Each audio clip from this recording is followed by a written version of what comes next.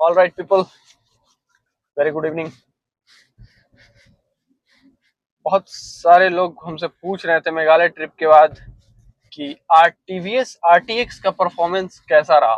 मतलब लिटरली मेरे पास कुछ नहीं तो करीब 10 से 15, इतना बड़ा यूट्यूबर नहीं हूँ भाई कि बहुत सारा कमेंट आएगा। 10 से 15 मुझे टेक्स्ट आया था, कुछ इंस्टाग्राम कुछ यूट्यूब, कि इसका परफॉर्मेंस बताओ भाई, लेना चाहिए या नहीं लेना चाहिए। तो भाई हमारे हिसाब से मैं चलो कोई दिक्कत नहीं है, कभी कभी ऐसा भी रिव्यू बन सकता है, जरूरी नहीं है कि उसको चलाते ही रिव्यू बनाएंगे।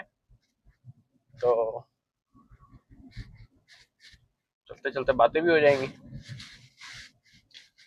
देखिए, टीवीएस आरटीएक्स का पहला था, क्या था, माइलेज काफी अच्छा था। ठीक है, सबसे पहले हम लोग माइलेज से स्टार्ट करते हैं। माइलेज काफी अच्छा था, आपको 35 का माइलेज दे रहा था करीब करीब वो। ठीक है, कहीं भी मतलब hill side, road side, highway, जो भी था, अधिकतर तो हिल पे ही चला है। 500 किलोमीटर शायद हाईवे चला है वो, हिल पे ही चला है। उसके बाद अब आते हैं उसका लुक्स।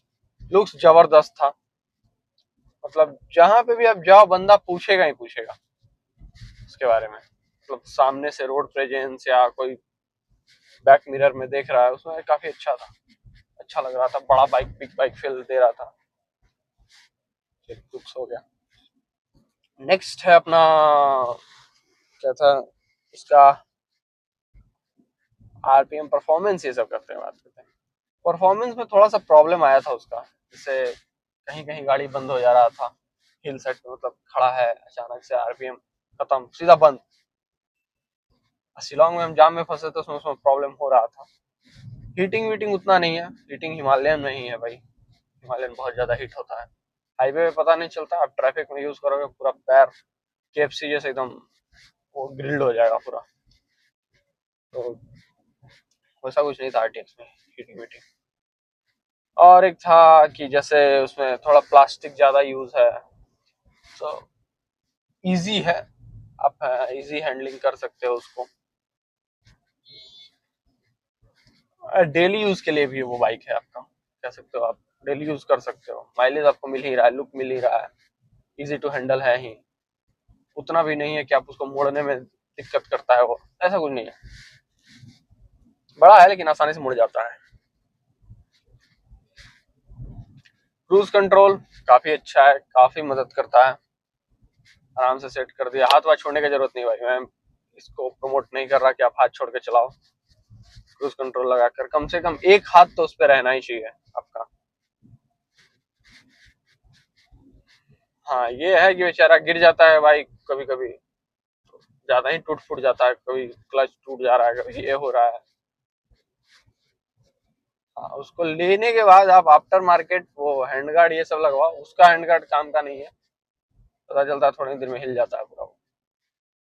तो आप आराम से हैंड गार्ड बाहर का लगवा लो, वो ज्यादा सही रहेगा। सीट थोड़ा सा ठीक है, लेकिन आपको ऊपर से जेल सीट यूज करना ही पड़ेगा, कितना भी है तो। सस्पेंशन भी अच्छा है, हिल पे चली थी भाई, ऐसा नहीं है कि नहीं चली, अच्छा खासा चला है। मतलब 1200 किलोमीटर जाना, 1200 किलोमीटर आना आम बात नहीं है।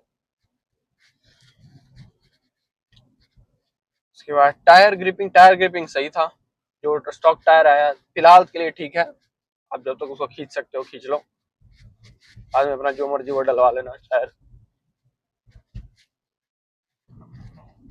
अब उसके बाद उसके ओनर से पूछने के बाद पता चला, मतलब उसके सर्विस पे आते हैं। सर्विस गंदा है, सही कहूँ तो। ये है कि इंजन मतलब क्या यार, मतलब नॉर्मल आप ऑयल ऑयल चेंज करना है तो वो तो कोई भी मैकेनिक कर देता है। अब यही कुछ हो गया तो अभी पार्ट्स भी नहीं मिला, मतलब पार्ट्स की बात करें तो पार्ट्स भी नहीं मिल रहा है उसका, तो प्रॉब्लम तो होगा ना। जैसे अब आप राइड पे जा रहे हो, ले लिए बाइक आप, राइड से आने के बाद हर एक बाइक खर्चा मांगता है, एकदम फिक्स है, बाइक को सर्विस सेंटर जाना ही पड़ता है।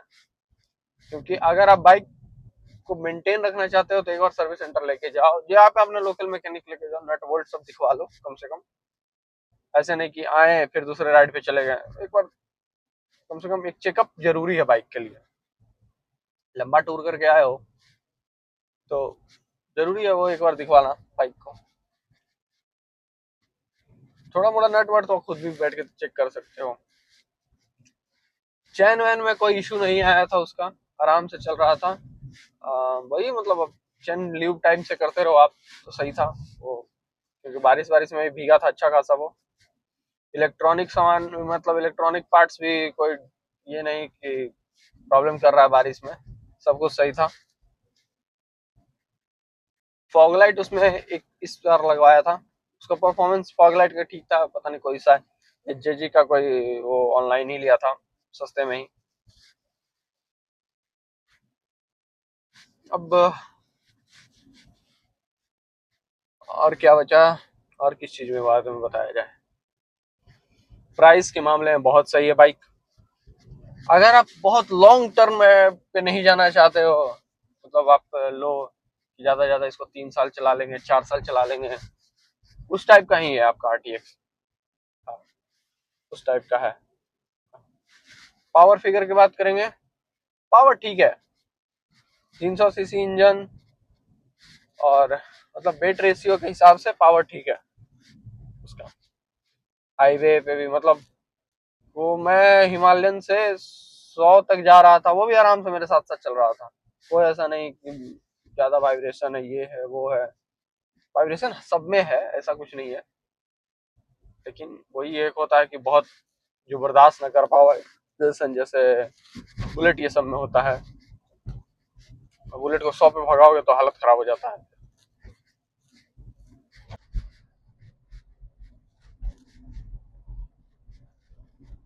वही अच्छा खासा चला था बाइक। हम लोग का बाइक तो कम ही एवरेज दे रहा था, उसका ठीक दे रहा था। हमारा तो हिमालयन 28 30 31 ऐसे दे रहा था। ट्रायम्फ भी वही लमसम 28 25 28, ट्रायम्फ और थोड़ा सा जा रहा था उसका एवरेज कम। और अवेबिलिटी के बारे में बात करते हैं थोड़ा सा। उसका TVS RTX मिल ही नहीं रही भाई, सही बात है, मिल ही नहीं रही है। मेन है कुछ लोग कह रहे हैं कि पहला लॉट है तो उस वजह से प्रॉब्लम है। TVS का गाड़ी में पहला लॉट, कोई भी गाड़ी में मतलब अधिकतर गाड़ी में पहला लॉट में ये प्रॉब्लम समझ में आता है, तब उसको कंपनी सॉल्व करता है। लेकिन भाई इतना देर, मतलब आप डिलीवरी के लिए 3 3 महीना 4 4 महीना वेट करवा रहे हो, फिर आपके पास प्रॉब्लम का सॉल्यूशन नहीं है, आपके पास उस टाइप का क्वालिफाइड मैकेनिक नहीं है, तो फिर एडीबी बनाए ही क्यों। पहले आपको R&D अच्छे से करना था कि मेरा कहाँ मार खा रहा है। अब आप डेली कम्यूटिंग बाइक बना रहे थे, फिर आप एडीबी में चले गए। अब GS 310 का बात करेंगे तो वो BMW सपोर्ट कर, BMW के साथ कोलैबोरेशन था तब ना। लेकिन देखना चाहिए था थोड़ा, TVS को अच्छा से करना चाहिए था। अब आप सस्ते में निकाल ही रहे थे तो थोड़ा आफ्टर आफ्टर सेल सर्विस अच्छा कर देते।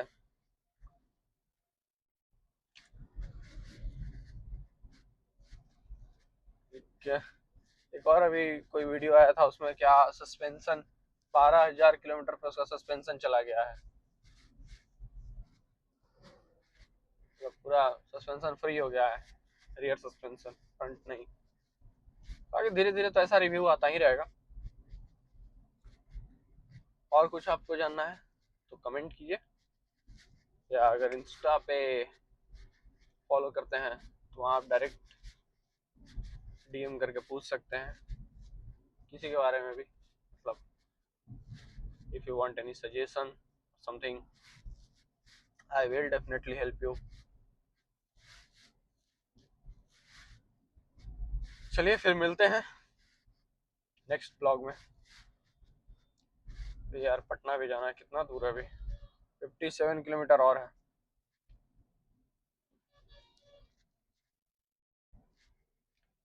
ठीक है, तब तक के लिए जय Hind, Tata.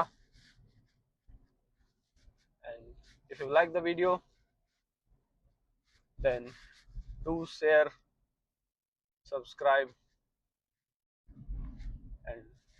definitely a like will help. Thanks for watching. Bye bye.